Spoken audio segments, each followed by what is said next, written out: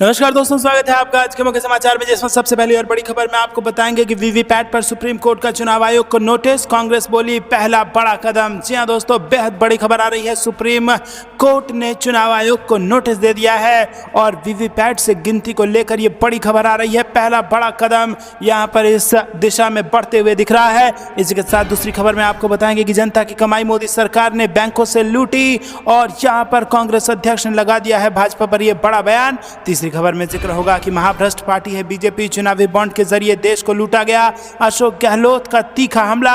चौथी खबर में आपको बताएंगे कि पीएम मोदी बांट रहे हैं भ्रष्टाचार की फ्रेंचाइजी, मोदी सरकार का मतलब सिर्फ भ्रष्टाचारियों को सुरक्षा की गारंटी, राहुल गांधी का बीजेपी पर हमला।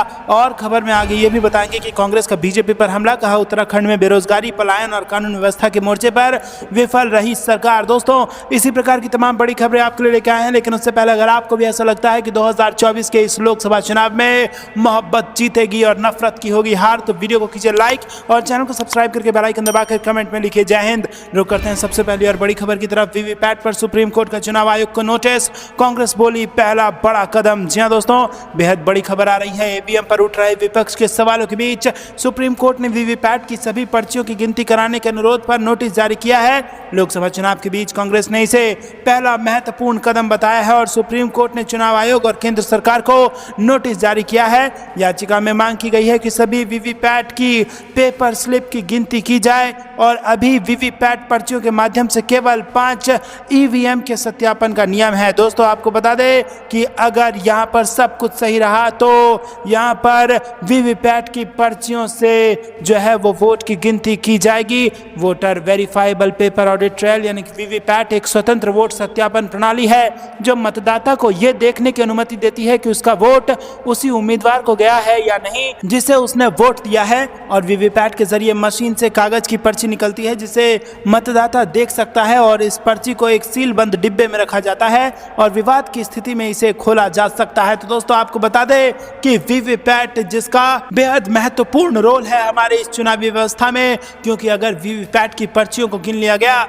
तो ईवीएम पर उठने वाले सारे सवालों पर विराम लग जाएगा अगर ईवीएम के नतीजे और वीवीपैट के नतीजे मैच हो जाए। दोस्तों, आपको बता दें कि वीवीपैट आखिरकार लगाया ही इसलिए गया था ताकि जनता को यह भरोसा हो सके कि वो जिसको वोट दे रही है उसी को वो वोट जा रहा है। लेकिन आपको बता दें कि चुनाव में जब नतीजों में जब गिनती होती है वोटों की, उसमें जब वीवीपैट की पर्चियों को नहीं गिना जाता तो एक तरीके से वीवीपैट को रखने का पर्पस ही डिफीट हो जाता है, क्योंकि उसको रखने का यही मकसद था कि जनता में ईवीएम को लेकर भरोसा बढ़े। अभी तक आपको बता दें केवल 5 वीवीपैट को ही गिना जाता है, 5 ईवीएम के ही वीवीपैट को गिना जाता है सत्यापन के लिए। लेकिन अब अगर हर ईवीएम के वीवीपैट को ईवीएम के नतीजों से मिलाया जाए तो जो नतीजे आएंगे वो वैसे ही नतीजे आएंगे जो बैलेट पेपर से चुनाव करने के बाद आने चाहिए थे। तो दोस्तों, अगर हम ईवीएम का इस्तेमाल करना चाहें और वो सारे जो आरोप ईवीएम पर लग रहे हैं वो भी दूर करना चाहें तो उसका यही एक रास्ता है कि वीवीपैट में जो जनता ने अपनी आंखों से देखा है कि उसने किसको वोट दिया है, उन वीवीपैट की पर्चियों की भी गिनती हो और उन्हीं की गिनती से ईवीएम का जो रिजल्ट है उसको मैच कराया जाए और तभी जाकर के नतीजे घोषित किए जाए। इससे जनता का भरोसा चुनावी व्यवस्था में भी बढ़ेगा और इसको लेकर पहला कदम यहां पर सुप्रीम कोर्ट ने उठाते हुए चुनाव आयोग को नोटिस जारी कर दिया है। जी दोस्तों, आपको बता दें कि जिस प्रकार से विपक्ष लगातार ईवीएम पर सवाल उठा रहा था चुनाव आयोग की तरफ से बहुत ल्यूक वार्म रिस्पॉन्स, बहुत ही कम रिस्पांस आ रहा था और बार बार चुनाव आयोग एक FAQ यानी कि फ्रीक्वेंटली आस्क्ड क्वेश्चन के सहारे इस सवाल से बच जाता था और विपक्ष के नेताओं को FAQ पढ़ने के लिए दे देता था और एक ही प्रकार के उत्तर को बार बार चुनाव आयोग रिपीट कर रहा था। लेकिन आपको बता दें कि अब वो स्थिति आ गई है जब सुप्रीम कोर्ट ने चुनाव आयोग को नोटिस दे दिया है और कांग्रेस ने इसको वीवीपैट और ईवीएम को लेकर पहला बड़ा कदम बता दिया है। दोस्तों, आपको क्या कुछ लगता है कमेंट में जरूर बताइए। वीडियो को लाइक करके अपना समर्थन जरूर दर्ज कराइएगा। रुक करते हैं अगली ब्रेकिंग न्यूज की तरफ। जनता की कमाई मोदी सरकार ने बैंकों से लूटी, ये बड़ा आरोप लगा दिया है कांग्रेस पार्टी के अध्यक्ष मल्लिकार्जुन खड़गे ने। जी हां दोस्तों, खड़गे ने प्रधानमंत्री मोदी पर सीधा हमला करते हुए कहा है कि उन्होंने बैंक के जरिए जनता की कमाई को लूटा है और बैंकिंग प्रणाली को नोटबंदी जैसे कदम उठाकर ध्वस्त कर दिया है। खड़गे ने कहा कि मोदी की गारंटी जनधन की लूट है। प्रधानमंत्री मोदी जी, आप आज बैंकों की बात कर रहे थे। नोटबंदी से बैंकिंग प्रणाली को धराशायी करने में आपकी सरकार ने महारत पाई है। उन्होंने कहा कि मोदी सरकार की नीति जन विरोधी रही है और सिर्फ जनता की कमाई को उसने बैंकों के माध्यम से लूटा है। मोदी सरकार को अन्नदाताओं की फिक्र नहीं है, जबकि उद्योगपतियों का ऋण माफ किया जा रहा है। मल्लिकार्जुन खड़गे ने कहा कि आपकी सरकार ने पिछले 4 साल में बैंकों में न्यूनतम बैलेंस न रखने पर जनता की जेब से 35,000 करोड़ लूटे। गौरतलब है कि 2012 में कांग्रेस यूपीए सरकार के दौरान मासिक औसत बैलेंस पर चार्ज खत्म कर दिया था, जिसे 2016 में मोदी सरकार फिर से वसूलने लगी और मोदी सरकार ने खुद का पैसा एटीएम बैंक से निकलवाने और जमा कराने पर टैक्स लगाया। तो दोस्तों, यहां पर बड़े आरोप लगाए गए हैं कांग्रेस पार्टी द्वारा भाजपा पर। रुक करते हैं अगली ब्रेकिंग न्यूज की तरफ। अशोक गहलोत का बड़ा बयान, महाभ्रष्ट पार्टी है भाजपा, चुनावी बॉन्ड के जरिए देश को लूटा गया। जी हां दोस्तों, राजस्थान के पूर्व मुख्यमंत्री अशोक गहलोत ने सोमवार को कहा कि देश में स्थिति खराब है क्योंकि इसे एक तरफ चुनावी बॉन्ड के माध्यम से लूटा गया है तो वहीं दूसरी तरफ दो मुख्यमंत्री जेल में हैं। गहलोत ने कहा कि भ्रष्टाचार इतना ज्यादा है कि वित्त मंत्री निर्मला सीतारमण के पति को कहना पड़ा कि चुनावी बॉन्ड दुनिया का सबसे बड़ा घोटाला है। गहलोत ने बीजेपी की केंद्र सरकार पर निशाना साधते हुए यहां संवाददाताओं से बातचीत में कहा कि अगली सरकार 400 पार के नारे दिए जा रहे हैं। यह भ्रम फैलाया जा रहा है लोगों में जिससे कि लोग वोट दे दे उनको। उन्होंने कहा कि उनके हालात खराब हैं, जो कार्रवाई की है, दो मुख्यमंत्री जेल में हैं, चुनावी बॉन्ड के माध्यम से देश को लूटा गया, ईडी भेजो और 100 करोड़ 50 करोड़ ले लो, ये इतना बड़ा भ्रष्टाचार है। उन्होंने संवाददाताओं से बातचीत में कहा कि यह तो इतना बड़ा भ्रष्टाचार है कि देश के वित्त मंत्री निर्मला सीतारमण के पति प्रभाकर कह रहे हैं कि यह देश का नहीं बल्कि दुनिया का सबसे बड़ा भ्रष्टाचार है। तो दोस्तों, यहां पर इलेक्टोरल बॉन्ड के मामले में लगातार गिरती जा रही है भारतीय जनता पार्टी और अब यह बड़ा बयान दे दिया है अशोक गहलोत ने।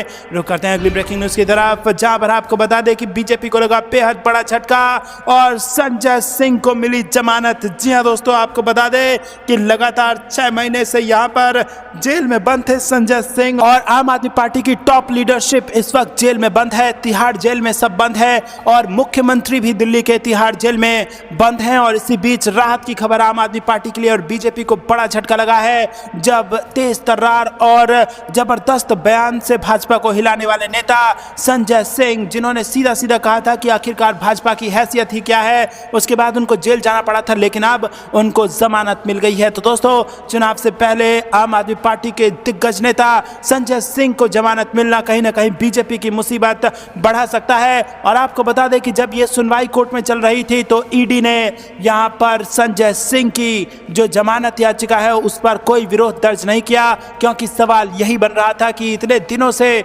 संजय सिंह जेल में बंद है, अभी तक मनी ट्रायल स्टैब्लिश क्यों नहीं हुआ है, अभी तक पैसा की रिकवरी क्यों नहीं हुई है। तो दोस्तों, यहां पर आपको बता दें कि अब ईडी के लिए भी जवाब देना मुश्किल होता जा रहा है और कोर्ट में ईडी पर भी जबरदस्त दबाव बन रहा है, क्योंकि आखिरकार आप इतने बड़े नेताओं को जब जेल में रखेंगे और इतने ज्यादा दिनों के लिए रखेंगे तो आपको मनी ट्रायल स्टैब्लिश करना होगा, ये दिखाना होगा कि जिस भ्रष्टाचार की बात आप कर रहे हैं उस भ्रष्टाचार में जो पैसा आया वो उससे इनको भी लाभ मिला कहीं ना कहीं। इस मनी ट्रायल को स्टैब्लिश करना होगा, जो करने में ईडी अभी तक नाकामयाब रही है। और दोस्तों, इतना ही नहीं, ईडी को वो पैसा भी रिकवर करना होगा जितने बड़े भ्रष्टाचार का यहां पर आरोप लगा है। लेकिन आपको बता दें कि तमाम रेड के बावजूद भी ईडी इन दिग्गज नेताओं के घर से पैसा रिकवर करने में विफल रही है, जिसके बाद अब ईडी पर भी जबरदस्त दबाव बन रहा है और वो भी कोर्ट में अब एक के बाद एक आम आदमी पार्टी के नेताओं को बेल लेने से नहीं रोक पाएगी,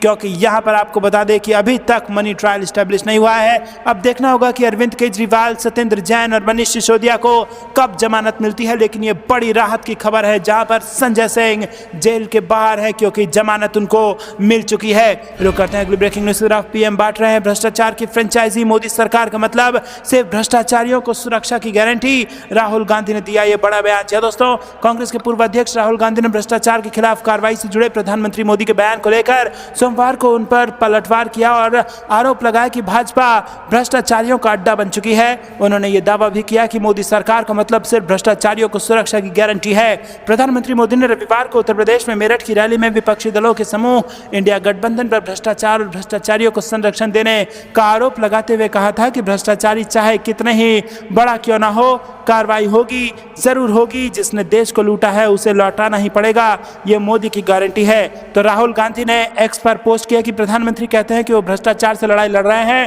पर खुद असम से लेकर महाराष्ट्र तक भ्रष्टाचार की फ्रेंचाइजी बांट रहे हैं। उन्होंने जिसे जितना बड़ा भ्रष्टाचारी कहा, उसके लिए बीजेपी कार्यालय में उतनी ही बड़ी रेड कारपेट बिछाकर उसका स्वागत किया। तो दोस्तों, पहले भ्रष्टाचार का आरोप लगाया, फिर ईडी और सीबीआई की धमकी दी, उसके बाद जो डर गए वो भाजपा में शामिल हैं, जो नहीं डरे वो इस वक्त जेल में हैं और डटकर मुकाबला कर रहे हैं, ऐसा आरोप कांग्रेस पार्टी लगा रही है। अगर आपको भी ऐसा लगता है कि डटकर इस प्रकार की चीजों का मुकाबला करना चाहिए और डर कर समर्पण नहीं करना चाहिए, तो वीडियो को लाइक करके अपना समर्थन जरूर दर्ज कराइएगा। रुक करते हैं अगली ब्रेकिंग न्यूज की तरफ। कांग्रेस का बीजेपी पर हमला, कहा उत्तराखंड में बेरोजगारी, पलायन और कानून व्यवस्था के मोर्चे पर विफल रही सरकार। जी हां दोस्तों, कांग्रेस ने उत्तराखंड के रुद्रपुर में प्रधानमंत्री नरेंद्र मोदी की जनसभा से पहले मंगलवार को आरोप लगाया कि केंद्र एवं राज्य सरकार प्रदेश में बेरोजगारी, पलायन, खराब अवसंरचना और कानून व्यवस्था की स्थिति का समाधान करने में विफल रही है। पार्टी महासचिव जयराम रमेश ने सोशल मीडिया मंच एक्स पर पोस्ट किया, प्रधानमंत्री मोदी उत्तराखंड के रुद्रपुर का दौरा कर रहे हैं और उत्तराखंड एक ऐसा राज्य है जो हाल के वर्षों में भयंकर बेरोजगारी, अभूतपूर्व पलायन, ध्वस्त होती अवसंरचना और कानून व्यवस्था के बिगड़ते हालात के कारण त्रस्त रहा है। रुक करते हैं अगली ब्रेकिंग न्यूज की तरफ। हिम्मत है तो बैलेट पेपर से चुनाव कराए बीजेपी, ईवीएम से प्यार क्यों, कहकर संजय राउत ने चुनाव से पहले छेड़ दी बड़ी बहस। यहाँ दोस्तों, महाराष्ट्र के पूर्व मुख्यमंत्री उद्धव ठाकरे की शिवसेना के नेता संजय राउत ने लोकसभा चुनाव की जोर शोर से चल रही तैयारियों के बीच ईवीएम को लेकर सवाल उठाए हैं और उन्होंने बीजेपी पर निशाना साधते हुए कहा है कि हिम्मत है तो वो बैलेट पेपर से चुनाव करवा कर दिखाएं। उन्होंने कहा कि इसमें हमको पता चलता है कि हमने किसको वोट दिया है। बैलेट पेपर में हमको पता रहता था कि हमने किसे वोट दिया। हमने कहा था कि बैलेट पेपर से चुनाव कराओ, लेकिन बीजेपी हमारी बात नहीं सुनती। राउत ने आगे कहा कि कई बड़े देशों में बैलेट पेपर से चुनाव होते हैं, बीजेपी एक बार बैलेट पेपर से चुनाव करने की हिम्मत तो दिखाए। बीजेपी को ईवीएम से इतना प्यार क्यों है। उन्होंने आगे दावा किया कि बीजेपी ईवीएम के माध्यम से क्या कोई घोटाला करना चाहती है। दरअसल विपक्षी दलों के नेता ईवीएम पर सवाल उठाते हुए बीजेपी को घेरते रहे हैं। रुक करते हैं अगली ब्रेकिंग न्यूज की तरफ। तारीख पर तारीख वाले सिस्टम पर सीजेआई ने जताई नाखुशी, कहा जांच एजेंसियां देश के दुश्मनों के खिलाफ कार्रवाई पर फोकस करें। जी हां दोस्तों, सुप्रीम कोर्ट के चीफ जस्टिस डीवाई चंद्रचूड़ का कहना है कि मुझे लगता है कि देश की जांच एजेंसियां एक ही समय में बहुत सारे काम कर रही है जिसमें वो उलझी हुई है। ऐसे में एजेंसियों को अपनी लड़ाई खुद चुनने की जरूरत है कि जांच एजेंसियां ऐसे मामलों पर मुस्तैदी से कार्रवाई करें जो देश की राष्ट्रीय सुरक्षा और सार्वजनिक व्यवस्था के लिए खतरा बने हुए हैं। सीजेआई ने 20वें डीपी कोहली मेमोरियल लेक्चर को संबोधित करते हुए कहा कि तलाशी और जब्ती की जांच एजेंसियों की शक्तियां और किसी शख्स के निजता के अधिकार के बीच संतुलन बैठाना चाहिए। उन्होंने कहा कि एजेंसियों के लिए ज़रूरी है कि वो तलाशी और जब्ती की शक्तियों और किसी शख्स के निजता के अधिकार के बीच संतुलन बैठाए ताकि निष्पक्ष समाज की आधारशिला बन सके। उन्होंने कानूनी प्रक्रियाओं में देरी को न्याय मिलने में बाधा बताते हुए सीबीआई मामलों के निपटान की बहुआयामी रणनीति पर जोर दिया। तो दोस्तों, यहाँ पर आपको बता दें कि चीफ जस्टिस ऑफ इंडिया का दो टूक कहना है कि इस प्रकार से तारीख पर तारीख और जिस प्रकार से आप डिले कर रहे हैं उससे कहीं ना कहीं देश के दुश्मनों के खिलाफ जो कार्रवाई जांच एजेंसियों को करनी चाहिए उस पर अड़चने आ रही हैं और इनसे अनुरोध किया है कि वो उन पर फोकस करें जो देश के दुश्मन हैं, उनके खिलाफ कार्रवाई पर फोकस करें। और यहाँ पर इसका मतलब ये भी निकलता है कि कहीं ना कहीं ये जो राजनीतिक की जो पॉलिटिकल वेंडेटा चल रहा है, जो राजनीतिकरण किया गया है सीबीआई और ईडी का, कि विपक्ष के नेताओं को 2-2 साल तक जेल में रखा गया है, इससे कहीं ना कहीं ईडी और सीबीआई जो देश के दुश्मनों के खिलाफ लड़ाई लड़ती उनका ध्यान भटकाया गया है। और अगर दोस्तों आपको बता दें कि अगर भाजपा के कहने पे, भाजपा के दबाव में सीबीआई और ईडी ने ऐसा किया है तो क्यों ना देश की जनता ये माने कि अपने राजनीतिक लाभ के लिए भारतीय जनता पार्टी ने देश के सुरक्षा के साथ खिलवाड़ कर दिया और उन एजेंसियों को राजनीतिक लड़ाई में भिड़ाए रखा जिनका काम देश के दुश्मनों से लड़ना था, देश की आंतरिक सुरक्षा को बनाए रखना था। आपको क्या कुछ लगता है दोस्तों, कमेंट में जरूर बताइए। वीडियो को लाइक नहीं किया तो लाइक जरूर कीजिएगा। दोस्तों रुक करते हैं अगली ब्रेकिंग न्यूज की तरफ। छिंदवाड़ा मेरे लिए कर्मभूमि और तपोभूमि है, बीजेपी इसे रणभूमि बनाना चाहती है। ट्वीट। यहाँ दोस्तों, मध्य प्रदेश के पूर्व सीएम कमलनाथ ने एक्स पर पोस्ट कर बीजेपी पर हमला बोला। उन्होंने लिखा कि मैं 45 वर्ष से छिंदवाड़ा को भारत का सबसे विकसित इलाका बनाने की तपस्या कर रहा हूँ। छिंदवाड़ा मेरे लिए कर्मभूमि और तपोभूमि है और भाजपा वाले इस पवित्र भूमि को रणभूमि बनाना चाहते हैं और इस चुनाव में में भारतीय जनता पार्टी धनबल, बाहुबल और सत्ता बल का दुरुपयोग करने में लगी है। नेताओं को डराया धमकाया जा रहा है और छिंदवाड़ा की जनता भाजपा की इस कारस्तानी को बड़े गौर से देख रही है और उसने ठान लिया है कि जो लोग छिंदवाड़ा के ऊपर आक्रमण कर रहे हैं उनको करारा जवाब देगी। रुक करते हैं अगली ब्रेकिंग न्यूज की तरफ। चुनाव से पहले बिहार में बीजेपी की झटका, इस सांसद ने छोड़ दी पार्टी। जी हां दोस्तों, बिहार में भाजपा को बड़ा झटका लगा है। एक बड़े सांसद ने चुनाव से पहले पार्टी का साथ छोड़ दिया है और सांसद ने सोशल मीडिया पर एक पोस्ट भी किया। उन्होंने कहा कि भाजपा के विश्वासघात से आहत होकर पार्टी के सभी पदों और प्राथमिक सदस्यता के खिलाफ इस्तीफा दिया है। बता दें कि टिकट नहीं मिलने की वजह से वो नाराज चल रहे थे। दोस्तों रुक करते हैं अगली ब्रेकिंग न्यूज की तरफ। 5 अप्रैल और कांग्रेस जारी करेगी घोषणा पत्र। हैदराबाद जयपुर में होगी महारैली। राहुल गांधी और प्रियंका गांधी देंगे भाषण। जी हां दोस्तों, आपको बता दें कि लोकसभा चुनाव 2024 के लिए सभी पार्टियां अपने प्रचार को अंतिम धार दे रही हैं। कांग्रेस पार्टी 5 अप्रैल को अपना घोषणा पत्र जारी करेगी और अगले दिन जयपुर और हैदराबाद में महारैली होगी। इस रैली में पार्टी के शीर्ष नेता शामिल होंगे और इस महारैली में कांग्रेस के राष्ट्रीय अध्यक्ष मल्लिकार्जुन खड़गे, राहुल गांधी और प्रियंका गांधी भी हिस्सा लेंगी। कांग्रेस के अनुसार उसका घोषणा पत्र पार्टी के 5 न्याय, हिस्सेदारी न्याय, किसान न्याय, नारी न्याय, श्रमिक न्याय और युवा न्याय पर आधारित होगा। रुक करते हैं अगली ब्रेकिंग न्यूज की तरफ। लोकसभा चुनाव तक केंद्रीय एजेंसियों को विपक्ष के खिलाफ कार्रवाई करने से रोके, चुनाव आयोग से टीएमसी की मांग। जी दोस्तों, टीएमसी ने केंद्रीय एजेंसियों द्वारा पार्टी के उम्मीदवारों के खिलाफ कार्रवाई का हवाला देते हुए निर्वाचन आयोग से चुनाव में राजनीतिक दलों के लिए समान अवसर सुनिश्चित करने के लिए ईडी, सीबीआई, आईटी विभाग और एनआईए के निदेशकों को स्थानांतरित करने का भी आग्रह किया है। रुक करते हैं अगली ब्रेकिंग न्यूज की तरफ। भ्रामक विज्ञापन मामले में बाबा रामदेव और बालकृष्ण को सुप्रीम कोर्ट की फटकार, हलफनामा दायर करने का दिया आखिरी मौका। जी हां दोस्तों, सुप्रीम कोर्ट ने रामदेव और पतंजलि के एमडी आचार्य बालकृष्ण को 1 हफ्ते में हलफनामा दाखिल करने का आखिरी मौका दिया है।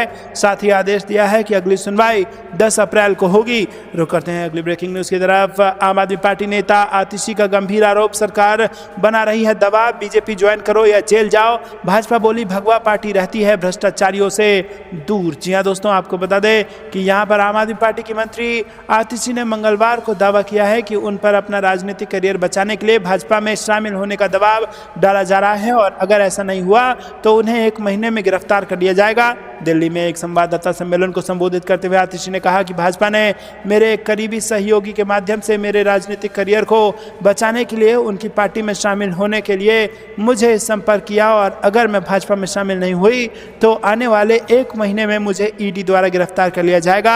आतिशी ने कहा कि लोकसभा चुनाव से पहले आने वाले 2 महीनों में वो 4 और आम आदमी पार्टी नेताओं सौरभ भारद्वाज, आतिशी, दुर्गेश पाठक और राघव चड्ढा को गिरफ्तार करेंगे। रुक करते हैं अगली ब्रेकिंग न्यूज की तरफ। मेरे गांव में रोड तक नहीं, सीएम योगी के गांव में बीजेपी के खिलाफ दिखा भयंकर आक्रोश। जी हां दोस्तों, उत्तराखंड की गढ़वाल संसदीय सीट से बीजेपी ने अनिल बलूनी को प्रत्याशी बनाया है और बलूनी को केंद्रीय गृह मंत्री अमित शाह का करीबी माना जाता है। गढ़वाल से प्रत्याशी बनने के बाद अनिल बलूनी इन दिनों डोर टू डोर प्रचार प्रसार में लगे हुए हैं और इसी कड़ी में वो उत्तर प्रदेश के मुख्यमंत्री योगी आदित्यनाथ के पैतृक गांव जो कि यमकेश्वर विधानसभा में पड़ता है वहां पर प्रचार कर रहे थे। उनके साथ यमकेश्वर विधायक रेणु बिष्ट भी मौजूद थी। प्रचार के दौरान भाजपा की ही महिला कार्यकर्ता ने उन पर जमकर उनका विरोध करना शुरू कर दिया और कहा कि गांव में अभी तक सड़क नहीं बनी है। तो दोस्तों, यहां पर जबरदस्त फजीहत का सामना भाजपा को करना पड़ा है, वो भी मुख्यमंत्री के ही गांव में। रुक करते हैं अगली ब्रेकिंग न्यूज की तरफ, जहां पर आपको बता दें कि कांग्रेस ने बदल दिया यूपी का गेम प्लान। रायबरेली से चुनाव लड़ेंगी प्रियंका गांधी और हो सकता है बड़ा ऐलान। जी हां दोस्तों, आपको बता दें कि यहां पर बेहद बड़ी खबर उत्तर प्रदेश से आ रही है और रायबरेली सीट से कौन चुनाव लड़ेगा उसको लेकर बड़ी खबर आई है। लोकसभा चुनाव के लिए सियासी बिगुल बज गया है और सभी दल अपनी अपनी तैयारियों में लग गए हैं। उत्तर प्रदेश में सियासी पारा बढ़ने लगा है और बीजेपी ने पहले चरण के लिए अपना प्रचार शुरू कर दिया है। वहीं दूसरी ओर इंडिया अलायंस में शामिल कांग्रेस ने भी यूपी की कई सीटों पर उम्मीदवारों की लिस्ट जारी कर दी है। हालांकि पार्टी ने अभी तक अमेठी और रायबरेली सीट से किसी को प्रत्याशी नहीं बनाया है। रुक करते हैं अगली ब्रेकिंग न्यूज की तरफ। पटना साहिब में भाजपा सांसद रविशंकर प्रसाद का जनता कर रही भारी विरोध, काम नहीं तो वोट नहीं के नारे के साथ दिखा रही नाराजगी। 40 सीट जीतने की उम्मीद रखने वाले एनडीए को पड़ सकता है बड़ा भारी। जी हां दोस्तों, चुनाव आयोग ने जैसे ही देश में लोकसभा चुनाव की घोषणा की वैसे ही सभी राजनीतिक पार्टियां चुनाव की तैयारियों में जुट गई हैं और जैसे जैसे चुनाव नजदीक आता जा रहा है वैसे वैसे सभी पार्टियां अपने पार्टी के नेताओं को टिकट देकर अपने अपने अपने क्षेत्रों में भेज रहे हैं। किसी का टिकट कट रहा है तो कोई अपनी टिकट को बचाने में कामयाब भी हो रहा है। वहीं कई जगह पार्टी अपने पुराने सांसद पर भरोसा जता रही है तो वहीं जनता अपने सांसद से नाराज दिख रही है और इस चुनाव में अपने सांसदों को वोट ना देने का ऐलान भी कर रही है। ऐसे में हाल ही में पटना साहिब लोकसभा क्षेत्र का ऐसा ही हाल दिख रहा है। दरअसल पटना साहिब से पूर्व केंद्रीय कानून मंत्री और पटना साहिब से भाजपा सांसद रविशंकर प्रसाद एक बार फिर से भाजपा की टिकट पर चुनावी मैदान में है और इसके बाद आपको बता दें कि यहां पर जनता विरोध करती नजर आ रही है और 40 सीट जीतने की भाजपा की उम्मीदों पर यहां पर पानी फिर सकता है। रुक करते हैं अगली ब्रेकिंग न्यूज की तरफ।